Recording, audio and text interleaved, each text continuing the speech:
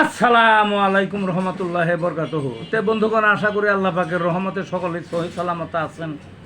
তে কবি Gazi আক্কাসাল YouTube channel এর পক্ষ থেকে আপনাদের সকলের প্রতি রইল একান্ত আন্তরিক শুভেচ্ছা ভালোবাসা। তে বন্ধুগণ, এখন আপনাদের সামনে যে বয়ানটা রাখবার চেষ্টা করব, বয়ানটার নাম হলো হাত পা বাঁধা গণতন্ত্র। কি হাত পা বাঁধা গণতন্ত্র? আমার কথা হলো, গণতন্ত্র কোনোদিন হাত পা বাঁধা থাকতে পারে না, কিন্তু আমাদের দেশে গণতন্ত্র একেবারে হাত পা বাঁধা। তার সর্বশেষ প্রমাণ এই 20 তারিখে যে রাষ্ট্রপতির ইলেকশন হয়ে গেল, এতেই বোঝা গেল গণতন্ত্র মানে কি। গণতন্ত্র মানে আড়ালে, মানে গোপনে ভোট দিবে, যাকে ইচ্ছা তাকে দিবে। এটা হলো গণতন্ত্রের মূল সূত্র। আদি যখন থেকে গণতন্ত্রের সৃষ্টি হলো পৃথিবীতে, যেখানে গণতন্ত্র সব জায়গায় একই নিয়ম। কিন্তু আমাদের দেশে গণতন্ত্রের যে কি হাল, এই প্রেসিডেন্ট ইলেকশনে উদাম করে দিছে একেবারে, বুঝলেন না? এর কাপড় খুলাইয়া দিছে গণতন্ত্রের। হ্যাঁ, দেশের বয়স 56, গণপ্রজাতন্ত্রী বাংলাদেশ নাম, আর গণতন্ত্রের কাপড় চোপড় যদি খোলাই না থাকে তাইলে কেমন দেখা যায়? এটা মানুষে বলে কি, ন্যূনতম তো একটু জ্ঞান থাকা দরকার। এটা কে বলছে গণতন্ত্র? কথা হলো, এই যে প্রেসিডেন্ট ইলেকশনটা হলো এই চলতি আগস্টের 20 তারিখে, যে দলের যতগুলো এমপি তারা ওই দলের প্রার্থীকেই দিতে হবে, বাধ্যতামূলক। শুধু তাই না, কোনো গোপনও নয়, একেবারে কর্তৃপক্ষের সামনে যে ভোট দিতে হবে, সিল দিতে হবে। ওই ব্যালটের মধ্যে আবার সিল দিয়ে তারপর ওই নিজের নাম লিখতে হবে, আসনের নাম লিখতে হবে। তাইলে এই প্রহসনের দরকারটা কি? এই সমস্ত ভোটের দরকারটা কি? এটা তো যে দলের আপনার ওই এমপি সংখ্যা বেশি তারা তো পাস করবে, যতটি যার এমপি ততটি ভোট পাবে। 2 জন প্রার্থী দাঁড়াইছে, এখন 2 দল সমর্থিত যত এমপির সংখ্যা ততই। এখন একটা দলের এমপি বহু বেশি, তারা তো পুরাটাই পাবে। কারণ ওখানে লেখা আছে ওই 70 নং অনুচ্ছেদে, যে কেউ যদি অন্য দলের সমর্থিত প্রেসিডেন্ট প্রার্থীকে ভোট দেয় তাহলে তার এমপি পদটাই খারিজ। কাজেই ভোটটা দিচ্ছে এইভাবে। এটা তার গণতন্ত্র বলে না, ওই স্বৈরতন্ত্রেরও তো একটা সীমানা থাকে। এটা তো সব সীমানা অতিক্রম করছে। হ্যাঁ, তা আমার কথা হলো, বর্তমানে যে সরকারি দলটা আছে তার এমপির সংখ্যা অনেক বেশি, 200-ও অনেক বেশি।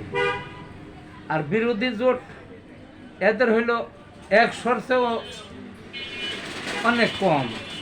কোথায় বা 200-র চেয়ে অনেক বেশি, আর 100-র চেয়ে অনেক কম, তাই না? তো এই ভোটটা যদি 70 নং অনুচ্ছেদ সংশোধন করে গোপন ব্যালটের মাধ্যমে হইতো তাহলে ভালো হইতো। গোপনভাবে হইলেও ওই যাদের এমপি সংখ্যা বেশি ওই প্রার্থী জিততেন। হয়তো সামান্য একটু দিক সেদিক হইতে পারে, কিন্তু জিততেন তার, এটাও সেই। কারণ তারা দলের একটা সুবিধা ভোগ করে, একটা জোটবদ্ধ দল, এইভাবেই তারা ইলেকশনে আসছে। তারা তো আরেক দলের প্রার্থীকে প্রেসিডেন্ট বানানোর কথা নয়। কিন্তু গণতন্ত্র বলতে যে কিছু আছে দেশে, গণতন্ত্র যে গায়ে কাপড় চোপড় আছে, এটা তো অন্তত বোঝা যাইতো। ভোটে তারাই জিতত, যে দল ক্ষমতাসীন তারাই জিতত, কারণ তাদের এমপি অনেক বেশি।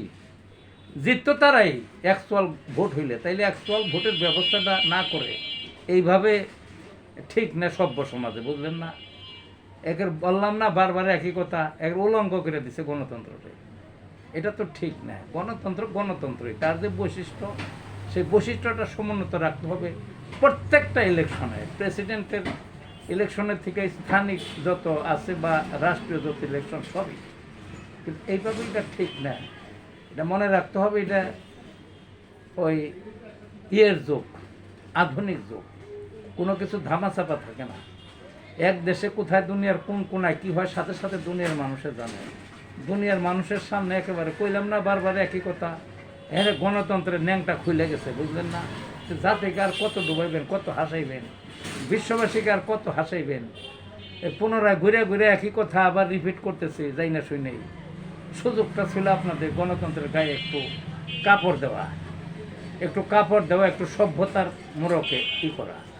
খালি যদি একটু ভোটটা দিতেন গোপন, যাকে ইচ্ছা তাকে দিবে, তাইলে দেখতেন ওই ওইভাবে উদাম করা গণতন্ত্রে যে জিতছে সেই জিততো, কারণ তাদের এমপি সংখ্যা বেশি, তারা তো অন্য দলে দেওয়ার কথা নয়, এটা দিবে না।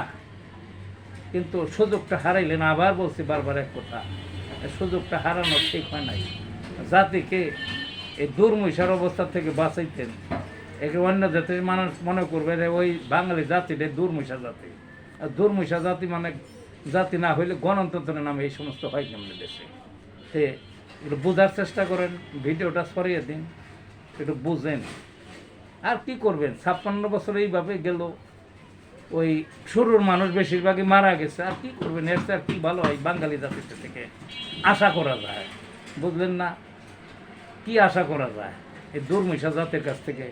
ভালো থাকুন বন্ধুগণ।